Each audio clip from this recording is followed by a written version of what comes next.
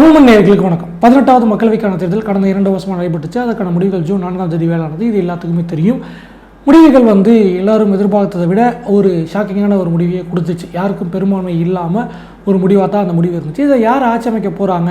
பாஜக 240ஓட தனிப்பெரும் கட்சியாக இருக்குது, அவங்க ஆட்சி அமைக்க வாய்ப்பு இருக்கா? இல்லை இந்தியா கூட்டணி 234 வந்துட்டாங்க, அவங்க கூட்டணி ஆட்சி அமைக்க வாய்ப்பு இருக்கா? அப்படிங்கிற சலசலப்புகள்லாம் எழுந்துச்சு.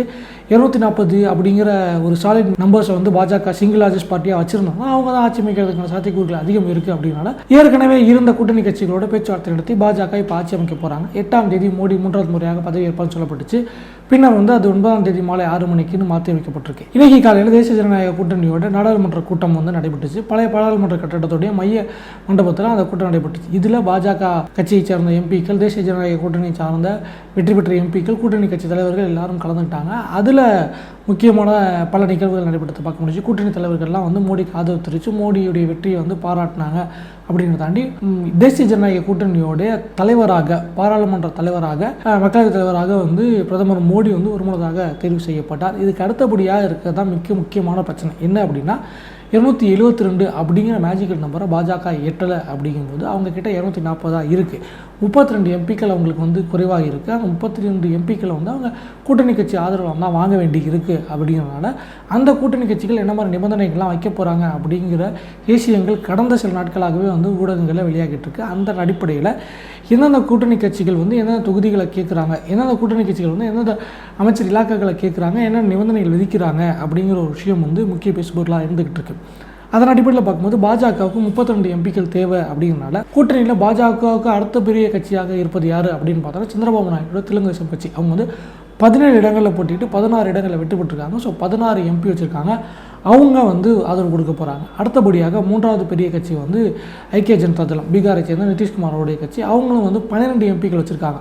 ஆக மொத்தம் 16, 12, 28 எம்பிக்கள் ஆதரவு கொடுக்குறாங்க. 240 + ஒரு 28, 268 அப்படின்னு இருக்கும்போது இன்னொரு கட்சியுடைய ஆதரவும் தேவை. அப்படிங்கிறதுனால பாஜக மாற்று கட்சிகளுடைய தயவெல்லாம் தேடி இருக்குது. ஆனால் இப்போ கூட்டணிக்குள்ளே இந்த 272 தாண்டி மீதி இருக்க கட்சிகளும் அவங்களுடைய பேரங்களை வைக்கிறாங்க. அப்படிங்கிறது தான் பாஜகவுக்கு ஒரு பெரிய நெருக்கடியாக இருக்குது. அந்த வகையில் கூட்டணி கட்சியில் பிரதான கூட்டணி கட்சியாக பார்க்கப்படுறது தெலுங்கு தேசம். அவங்க ஏற்கனவே மாநில அந்தஸ்து கொடுக்கணும், சிறப்பு நிதி கொடுக்கணும், ஏகப்பட்ட மாநில நலன் சார்ந்த விஷயங்கள்லாம் பேசியிருந்தாங்க. அதில் சிறப்பு அந்தஸ்து அப்படிங்கிறது 2014 நிதி கமிஷனுடைய முடிவுகளின்படி இனி இந்தியாவில் எந்த மாநிலத்துக்கும் சிறப்பு அந்தஸ்து கொடுக்க முடியாது அப்படிங்கிற ஒரு நிலைமை ஏற்பட்டனால ஆந்திராவுக்கு சிறப்பு அந்தஸ்து கொடுக்க முடியாது அப்படிங்கிற ஒரு கட்டம் இருக்குது. அதனால் சந்திரபாபுடைய அந்த கோரிக்கை நியாயப்படி பாஜகவால் சாத்தியப்படுத்த முடியாது. அடுத்தபடியாக சிறப்பு நிதி கேட்கலாம், அதுக்கு கொடுக்கறதுக்கான சாத்தியக்கூறுகள் இருக்குது. ஆனால் இது காம்பன்சேட் பண்ணுறதுக்கு கேபினெட்டில் எங்களுக்கு இலாக்காக்கள் வேணும் அப்படிங்கிற ஒரு இடத்துல சந்திரபாபு நாயுடு ஒரு ட்விஸ்ட் வைக்கிறாரு. அதன் அடிப்படையில் 4 அல்லது 5 அமைச்சர்கள் அவர் கேட்குறாரு. 3-4 கேபினெட் அமைச்சர்கள், 2 இணையமைச்சர்கள் சந்திரபாபு நாயுடு கேட்குறாரு. அதில் முக்கியமாக அவர் கேட்கக்கூடிய துறைகள் என்ன அப்படின்னா உள்துறை, இராணுவம், நிதித்துறை அல்லது நிதித்துறையில் இணையமைச்சர் பதவி. இந்த 3 கட்டாயமாக எங்களுக்கு வேணும். அதுபோக ஒரு கேபினெட் அமைச்சரோ இல்லை 2 இணையமைச்சரோ கொடுத்துருங்க. 3-5 அமைச்சர்கள் அப்படிங்கிறது எங்களுக்கு கட்டாயம் வேணும். அதுபோக சபாநாயகரும் வேணும். அப்படிங்கிறது தான் தெலுங்கு தேசம் கட்சியுடைய கோரிக்கையாக இருந்துகிட்டு இருக்குது. தெலுங்கு தேசம் ஒரு பக்கம் இந்த மாதிரி கோரிக்கை வச்சுட்டு இருக்கும்போது 12 எம்பிக்கள் வச்சுருக்கனால பீகாரை சேர்ந்த நிதிஷ்குமார் அவரும் பல்வேறு கோரிக்கைகள் வச்சுருக்காரு. அவரும் மாநில நலன் சார்ந்து மாநிலத்துக்கு சிறப்பு அந்தஸ்து வேணும், நிதி ஒதுக்கீடு வேணும், சாதிவாரி கணக்கெடுப்பு வேணும், அக்னிபாத் திட்டத்துக்கு மறுபரிசீலனை செய்யணும், பொது சிவில் சட்டத்தில் எங்களுடைய கருத்துக்களை கேட்கணும், இப்படி ஏகப்பட்ட கொள்கை சார்ந்து வச்சுருந்தாலும் அவரும் 5 அமைச்சர் பதவி வேணும், குறைஞ்சபட்சம் 3 கேபினெட் அமைச்சர், 2 இணையமைச்சர் அப்படிங்கிற அடிப்படையிலாவது எங்களுக்கு வேண்டும் அப்படிங்கிற ஒரு விஷயத்தை அவரும் பதிவு பண்ணுறாரு. அதன் அடிப்படையில் அவர் கேட்கக்கூடிய தொகுதிகள் என்ன அப்படின்னா ரயில்வே, வேளாண், ஊரக வளர்ச்சி, இந்த துறைகளை அவங்க குறி வச்சு காய் நகர்த்திக்கிட்டு இருக்காங்க. இதில் இன்னொரு கோரிக்கை யார்கிட்ட வருது அப்படின்னு பார்த்தோம்னா 7 எம்பிக்களை வச்சிருக்கிற ஏக்நாத் ஷிண்டே அவர்கிட்ட ஒரு சிவசேனாவை பிரித்து இன்னைக்கு கூட்டு பாஜக கூட்டணி சேர்த்து அவங்கள ஆட்சியில் அமர வச்சுருக்காங்க. ஏக்நாத் ஷிண்டே முதலமைச்சராக இருந்துகிட்டு இருக்காரு. 100 எம்எல்ஏக்கள் வச்சிருக்கிற பாஜக துணை முதல்வராக இருக்கார். ஆனால் ஏக்நாத் ஷிண்டே தான் முதலமைச்சராக இருந்துகிட்டு இருக்காரு. அவர் எங்களுக்கு பாலிசி டிசிஷன்ஸ்லாம் எதுவும் வேணாம், ஆனால் கேபினெட் அமைச்சர் பதவி வேணும் அப்படின்னு கேட்டிருக்காங்க. அதன் அடிப்படையில் ஏக்நாத் சிண்டேவுடைய மூத்த மகன் ஸ்ரீகாந்த் சிண்டேவுக்கு அமைச்சரவையில் இடம் வேணும் அப்படிங்கிறது சிவசேனாவுடைய கோரிக்கையாக இருந்துக்கிட்டு இருக்கு. என்சிபி அவங்க வந்து என்ன சொல்கிறாங்கன்னா, பிரஃபுல் பட்டேல் அல்லது சுனில் கட்கரி அவருக்கு வந்து 2 பேர்த்தில் யாராவது ஒருத்தருக்கு அமைச்சரவை பதவி வேணும் அப்படின்னு அவங்க ஒரு கோரிக்கை வச்சுருக்காங்க. 2 இடங்கள் வச்சுருக்க ஜேடிஎஸ் மதசார்பற்ற ஜனதாதளம் குமாரசாமி அவர் வந்து ஒரு கேபினட் அமைச்சர் வேணும் அப்படின்னு கேட்டிருக்காரு. HAMS ஒரு அமைச்சரவை கேட்டிருக்காங்க. ராம்விலாஸ் பாஸ்வானுடைய லோக் ஜனசக்தி கட்சி அவங்களும் வந்து 5 எம்பிக்கள் வச்சுருக்காங்க. இப்போ அவர் என்ன அப்படின்னா, எங்கள் அப்பா ஏற்கனவே ரயில்வேல வந்து அமைச்சராக வந்து பேர் வாங்கியிருக்காரு, மக்களுக்கு நல்லது செஞ்சுருக்காரு ரயில்வே அமைச்சராக. அதனால் எனக்கும் ஒரு கேபினட் அமைச்சர் வேணும், அது ரயில்வேவாக இருக்கும் பட்சத்தில் எனக்கு இன்னும் வந்து இதுவாக இருக்கும், அதனால் எனக்கு ரயில்வே கொடுப்பதற்கு முன்னுரிமை கொடுக்கணும் அப்படின்னு அவர் ஒரு கோரிக்கை வச்சுருக்காரு.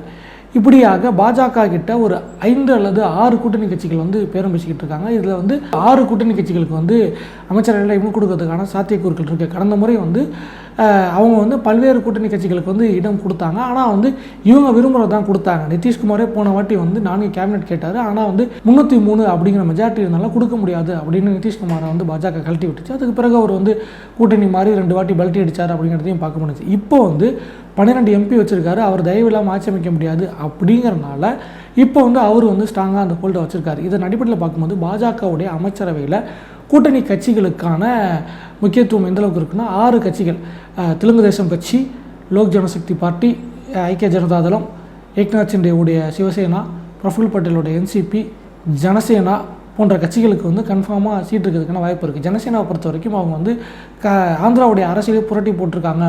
முக்கியமான ஒரு விஷயம் என்னென்னா, ஆந்திராவில் அந்த கூட்டணிக்கு பெரிதும் பாடுபட்டவர் பவன் கல்யாண் தனிநபர் அப்படிங்கிறத தாண்டி தன்னுடைய நலன் சார்ந்து இல்லாமல் கூட்டணி அப்படிங்கிற விஷயத்தை முன்னெடுத்து போட்டியிட்ட அனைத்து இடங்களிலும் 21 சட்டமன்ற தொகுதி, 2 மக்களவை தொகுதி, மொத்தம் 23 தொகுதிகளில் வெற்றி பெற்று 100 விழுக்காடு சக்ஸஸ் ரேஷியோட இருக்கார். ஸோ அவருக்கு ஏதாவது கொடுக்கணும் அப்படிங்கிறது பாஜகவுடைய ஆசையாகவும் இருக்குது. அதுக்கு சந்திரபாபு நாயுடும் வந்து விருப்பம் தெரிவிச்சிருக்காரு. அதனால் சிவசேனாவுக்கும் கொடுக்கறதுக்கான சாத்தியக்கூறுகள் இருக்குது. ஆக மொத்தம் 6 கட்சிகளுக்கு வந்து இடம் கொடுப்பதற்கு பாஜக தயாராக இருக்குது. ஆனால் இங்கே பிரச்சனை என்னென்னா, இந்த 6 கட்சிகளும் கேட்கக்கூடிய அமைச்சரவை இலாக்காக்கள் தான் பிரச்சனையாக இருந்துக்கிட்டு. ஏற்கனவே பாஜக ஆட்சியில் அமைச்சராக இருந்தால் 19 பேர் வந்து இந்த தேர்தலில் தொழில் விட்டுருக்காங்க. அதன் அடிப்படையில் 19 இடங்களுக்கு புதுமுகங்களை கொடுக்க வேண்டிய ஒரு கட்டாயத்தில் பாஜக இருந்துக்கிட்டு இருக்கு. அதுபோக மிக முக்கியமான இலாக்காக்களான வெளியுறவுத்துறை, உள்துறை, நிதித்துறை, இராணுவம், இந்த 4 துறையும் வந்து யாருக்கிட்டையும் கொடுக்க முடியாது, யாருக்கிட்டையும் கொடுக்கவும் கூடாது அப்படிங்கிறதுல பாஜக மிக தீவிரமாக இருந்துக்கிட்டு இருக்குது. அடுத்தபடியாக சபாநாயகர் பதவியை விட்டு கொடுத்தா நம்மளுடைய பவரை கையில்